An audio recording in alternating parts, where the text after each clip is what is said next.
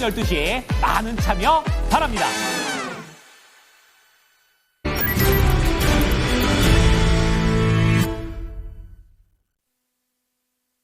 네, 3포인트 함께 하겠습니다. 알파경제 김종효 이사 나와 계십니다. 안녕하세요. 네, 안녕하십니까. 네, 지금 다양한 희망 회로가 돌아가고 있습니다. 팩트화된 건 아닌데 공약으로 내걸었던 부분들이 뭐 1호 공약이 또 AI였잖아요. 필두로 해서 지금 다 움직이고 있는 상황인데 좀 들뜬 분위기 같기도 하고 이렇거든요. 네, 오늘 장에 대한 파악 어떻게 좀 하고 계실까요? 네, 일단 지금 정부와 어떻게 보면 허니문이라고 봐야 되겠죠. 새 정부 출범이 소위 이제 준비 기간 없이 바로 출범하다 보니까 그래서 선거가 끝난 지 바로 대통령이란 칭호를 달았고, 그다음에 여러 가지 이제 정책들, 특히 이제 경제와 관련된 것은 워낙 급한 것들이 또 많으니까 내란 종식이라는 타이틀을 걸었지만 뭐 내란 종식도 내란 종식인데 그건 뭐 정치 영역에서 다룰 문제고, 경제 영역에서 본다면 경제 정책상 우리가 넘어야 될 산들이 워낙 많지 않습니까? 그렇죠. 네. 근데 이제 중요한 건 이 정부는 그래도 다행인 게, 만약에 이제 무역 분쟁 초입에서 만났다면 그런 무역 분쟁 과정을 어떻게 풀어갈 것인지를 계속 검증받았을 텐데, 이미 다른 국가들에서는 조금 끝나는 분위기, 그다음에 중국과도 어쨌든 한 고비는 좀 넘어가는 분위기, 이런 것들이 형성되어 있고 7월 9일까지 법원에서도 약간 반대 의견이 나오고 있기 때문에, 그러니까 트럼프 대통령이 원하는 대로 돌아가지 않고 있기 때문에 조금은 빠르게 끝날 가능성. 그래서 미국 정부가 지금 각국 정부에 뭐라고 서신을 보내고 있냐면, 네. 최종원을 갖고 와라.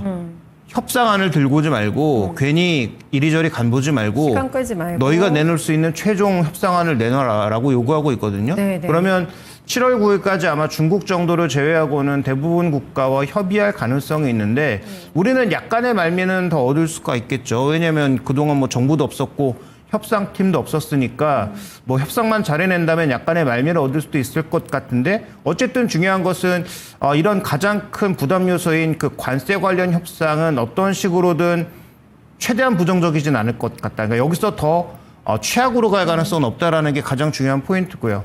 그다음에 이제 증시에 주가적으로 도움이 될 만한 여러 가지 요소들이 뭐 얘기가 나오고 있는데, 뭐 제가 보기에 뭐 상법이 빠르게 통과된다? 이건 제가 보기엔 조금 너무 나간 얘기들이 아닌가. 그래요? 국회에서는 그러려고 하겠지만, 네. 만약에 이재명 정부가 정말 성급하게 뭔가 성과를 내기 위해서 각 대그룹들과 협의도 하지 않고 힘으로 밀어붙인다?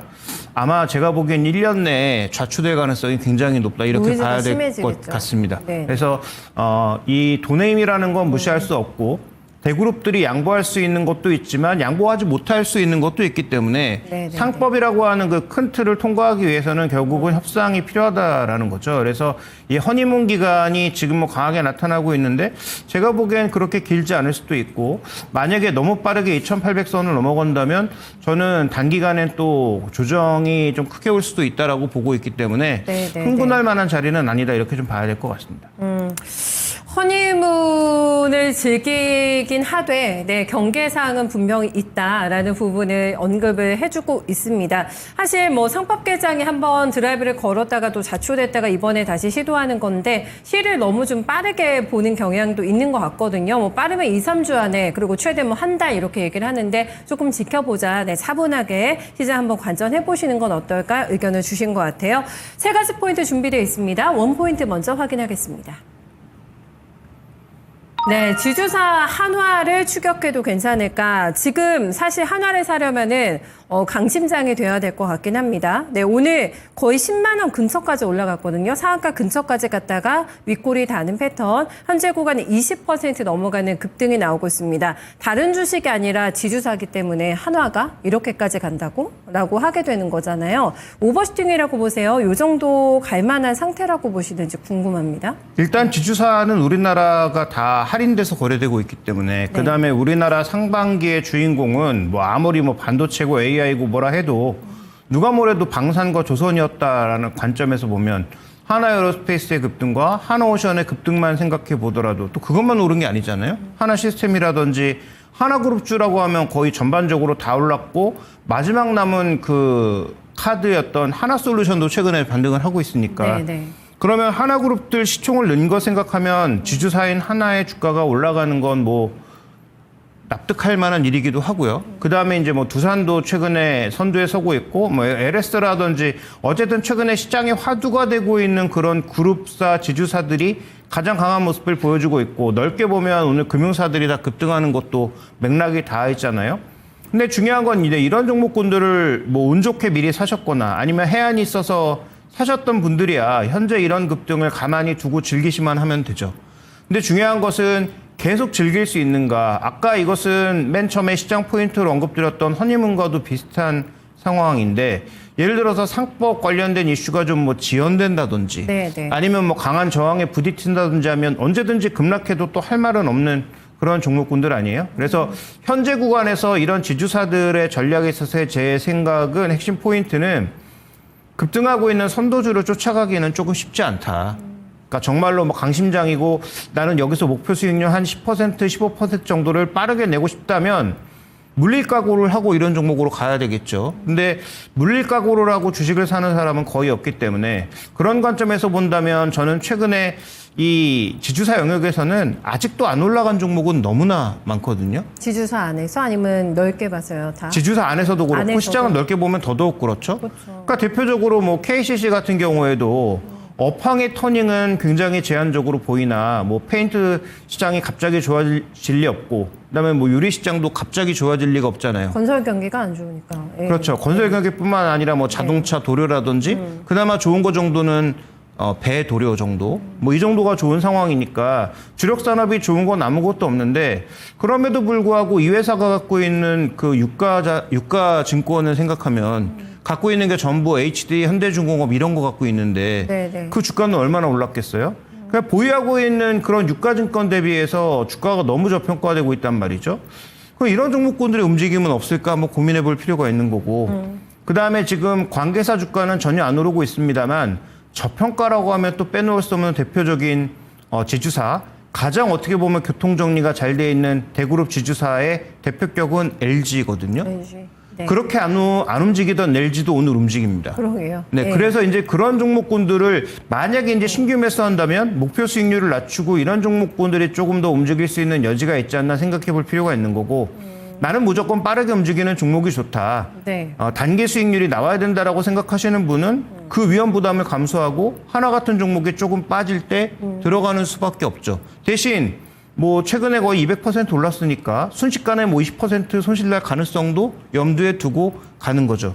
그러니까 손실에 대한 염두 없이 그런 종목을 사시는 분은 뭐 양심이 없는 분이라고 봐야 될 것 같고요. 그래서 최근에 이제 급등한 종목도 뭐 나쁘지 않으나 그 종목은 리스크를 많이 감내하고 사야 되니까 그 똑같은 논리로 보면 지금 움직이지 않은 종목은 너무나 많아서 그런 종목군들을 한번 지주사 내에서 또 찾아보는 게 포인트라고 보고 있고, 그런 종목군들은 설사 상법 통과가 늦어진다고 하더라도 주가가 크게 빠질 만한 이유도 별로 없다. 네. 좀 이렇게 봐야 될 것 같습니다. 안전망을 또 확보하고 있는 주식을 찾는 것도 방법이 될 것 같다고 얘기해 주셨어요. 이재명 대통령도 뭐 자주 얘기하잖아요. 나도 개미 투자자다라고 얘기를 하면서 정치활동 끝나면 나도 다시 돌아갈 거다. 주식시장으로 얘기하면서 본인이 이제 투자하면서 이제 울분이 맺혔던 부분들, 이제 불만이었던 부분들을 얘기하면서 추진을 하겠다고 하는 건데, 재계의 반발이 또 굉장히 강하면 이게 조금 더 늦춰질 가능성도 있겠어요? 재계의 표정이 어둡던데요. 재계에서는 당연히 좋아하는 사람은 아무도 없고요. 다 그렇죠. 막고 싶겠지만 네. 이게 뭐 여론이라든지 새 정부의 그립이 아무래도 초반에 가장 강하기 때문에 어떻게 보면 통과시켜줄 가능성, 그러니까 재계도 그냥 상법 개정을 받아들일 가능성이 있는데 어디까지 양보할 거냐는 거죠. 조율을 해야죠. 세부적인 것은. 그렇죠. 그러니까 예. 상법 개정을 정말 원하시는 분들, 뭐 네. 주주 환원에 적극적이시는 분들은 지난번 그 자구 몇 개 고치는 걸로는 안 된다라는 시각도 있는데 지금 대주주들의 시각은 자구를 고치는 것마저도 안 된다는 시각이거든요. 네. 그러니까 아마 상법 통과가 되면서 어느 정도 조율을 할지도 당연히 중요하지만 더 중요한 건 그 대그룹들에게 뭘 줄 거냐가 더 중요하죠. 그래서 아무것도 안 주고 압박만 하면 대그룹들도 움직이지 않을 가능성이 높고, 그러면 경기 회복이라는 건 없죠. 최종 목표가 경기 회복인 것인데. 그렇죠. 네, 그래서 일단 네. 최소한 그 각 기업들이 국내 투자하는 것을 좀 유도하고 상법 투자까지 유도시키기 위해서는 정부도 그들에게 줘야 될 게 많다는 거죠. 그러면 뭐 어떤 걸 주고받을지 뭐 제가 감히 알 수는 없으나 그냥 단순하게 생각해 보면 뭐 상속세법과 관련된 부분에서 일정 부분 뭐 조율해 줄 가능성. 상속세. 네, 그다음에 R&D와 관련돼서 뭐 적극적으로 세제 지원을 넘어서는 지원을 해줄 가능성. 뭐 이런 것들을 최소한 열어주고 그래서 최소한 당근과 채찍을 같이 줘야 정책도 먹히는 것이지 계속 채찍만 휘두르다가는 아무것도 안 된다라는 거죠. 그래서 우리나라 경제 규모가 이제 세계 10위권으로 올라왔기 때문에 예전처럼 정부가 억지로 쥐고 간다고 말을 물 먹을 수 있는 데까지 끌고 갈 수 있을지는 모르나 물을 먹일 수는 없다라는 차원에서 그다음에 물 먹인 다음에 또 말이 내가 주인이 원하는 대로 움직일지도 알 수 없다라는 차원에서 정부가 뭘 조율한다고 마음대로 되는 건 아닙니다. 그래서 상법 통과 물론 좋고 그와 관련된 종목군들이 움직이는 것도 맞지만 우리는 여기서 머리를 차갑게 식혀서 과연 정부와 대그룹들은 모여서 뭘 주고받을 것인가 살펴볼 필요가 있겠고요. 네. 오늘 좀 상징적인 장면이 있었잖아요. 전 대통령은 단 한 번도 아니죠. 딱 한 번 그 야당 대표들을 불러서 만났는데 오늘 취임 선서를 하는 첫날 야당 대표들 모두 모아놓고 뭔가 얘기하지 않았어요? 맞아요. 아마도 네. 상법도 국회는 국회 나름대로의 스케줄로 가겠지만 내가 보기엔 이것도 약간 공청회라든지 아니면 대그룹 그 기업인들을 모아놓고 네. 아마도 뭔가 조율하는 그런 과정이 있을 가능성이 높기 때문에 아마도 상법 개정이 된다면 그런 과정을 거칠 가능성이 있지 않을까 좀 이렇게 봐야 될 것 같습니다. 네, 알겠습니다. 그래서 이제 결론적으로 내가 지주사를 하고 싶다 하시면은 불타오르고 있는 하나보다는 KCC나 LG 쪽, 네, 더 올라온 쪽에서 기회를 보는 게 좋겠다라는 의견을 주셨어요. 저희 두 번째 투포인트 넘어가겠습니다. 네, 두 번째 포인트는 자동차의 소외가 계속해서 진행이 될 것인가. 앞에서 지금 베스트 오프 내놓으라고 트럼프 대통령이 4일까지 그 얘기해 주셨잖아요. 그리고 실제로 지금 대미 수출 감소가 저희가 수치로 확인이 되고 있는 상황인데 자동차는 지금 통큰 투자가 나오고 나서도 계속 컨디션이 안 좋거든요. 근데 여기서 포인트를 잘못 잡고 있는 것이 네. 뭐 여러 번 말씀드렸지만 하반기에 감익은 100%예요. 무조건 되는데 네. 감익이 중요한 건 올해로 끝이냐 내년까지 이어질 거냐라는 것. 첫 번째 포인트고요. 네. 그다음에 두 번째 포인트는 우리나라 공장이 왜 안 돌아갈까에 대한 이유를 잘못 생각하시는 것 같은데 전기차 안 팔리니까 안 돌아간다? 맞는 얘기죠. 근데 우리나라 전기차 팔아봐야 뭐 얼마나 팝니까? 한 12만 대? 그 무슨 의미가 있죠? 전 세계 전기차 판매량이 몇 대인데? 그래서 우리나라에서 12만 대 팔리고 안 팔리고는 우리나라에서 굉장히 중요하겠지만 전 세계 전기차 판매량에서 현대차 전체 판매량에서 전혀 의미가 없고요.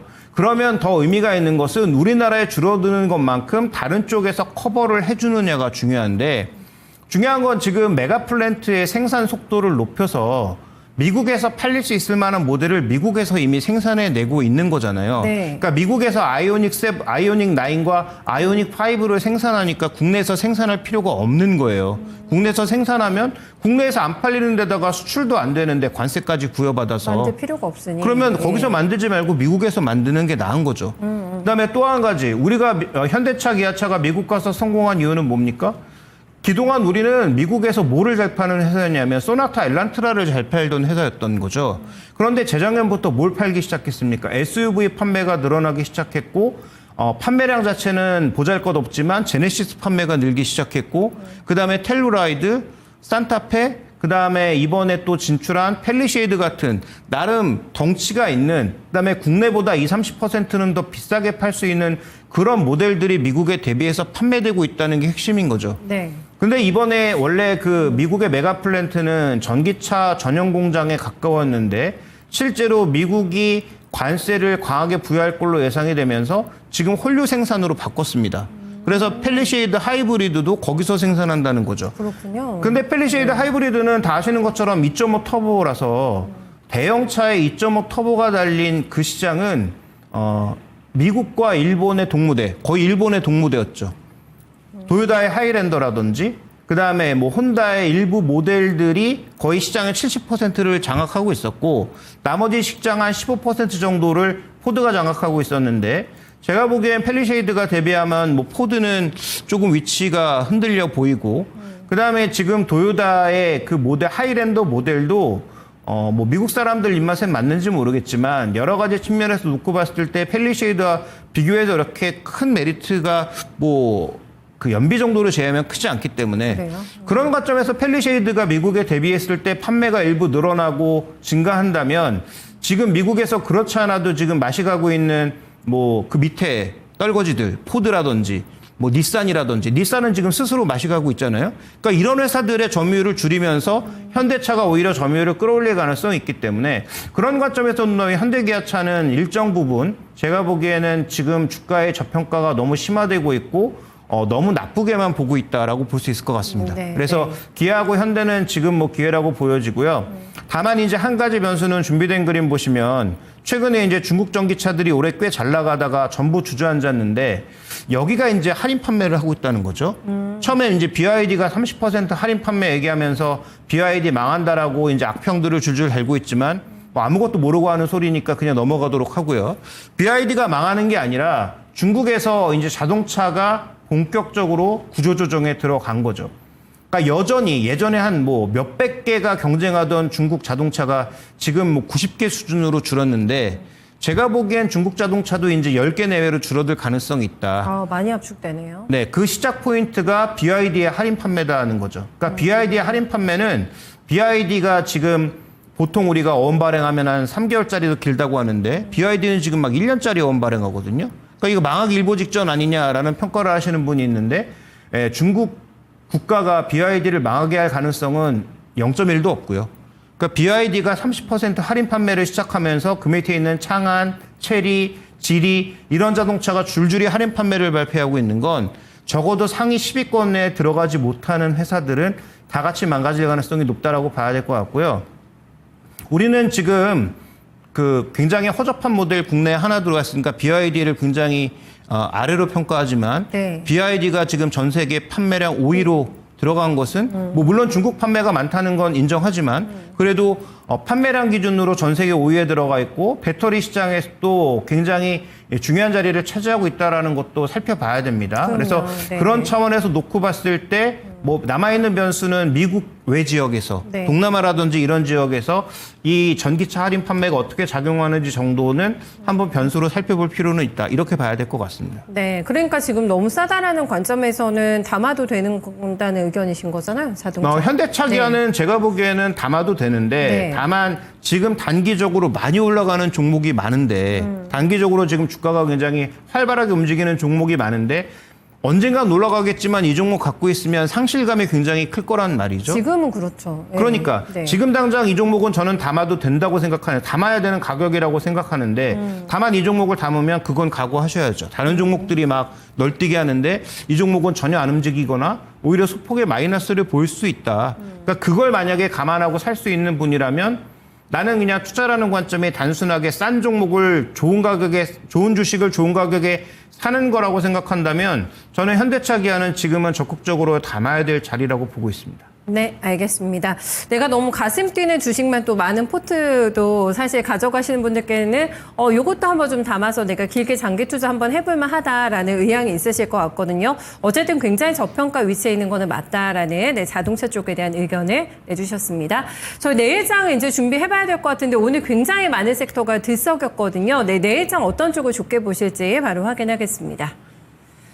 어떤 섹터냐? 네, 조선 방산입니다. 이게 오늘 뭐 종목별로 사실 이게 못 가는 건 아닌 것 같아요. 몇몇 종목 보면 시세가 가긴 가는데 말씀해주신 대로 널뛰기 종목이 너무 많다 보니까 조금 시선을 덜 두게 되는 건 사실인 것 같은데 내일쯤에는 다시 이쪽을 저희가 쳐다보게 될까요? 주목해서. 네, 일단 시장이 다시 또 조정을 받게 되거나 미국과 관련돼서 7월 9일이 어쨌든 이 마감일이라고 한다면 7월 9일까지 끌고 가기보다는 그 전에 뭔가 결정이 날 가능성이 좀 더 높아지니까 그러면 이런 정책적인 흐름과 맞물려 돌아가면서 오히려 시장에 지금 급등락을 하고 있는 그런 종목군들의 급등락이 커질 수 있다는 건데 만약에 다시 관세 관련된 위험이 높아지면 시장의 관심은 이쪽으로 돌아올 수밖에 없다는 거죠. 네, 네. 왜냐하면 방산이야 전 세계 모든 국가들이 와서 한국 거 좀 팔아달라라고 부탁하고 있는 관점인 거고 조선은 트럼프 대통령이 먼저 우리 거 좀 해달라라고 일감을 주고 있는 상황이잖아요.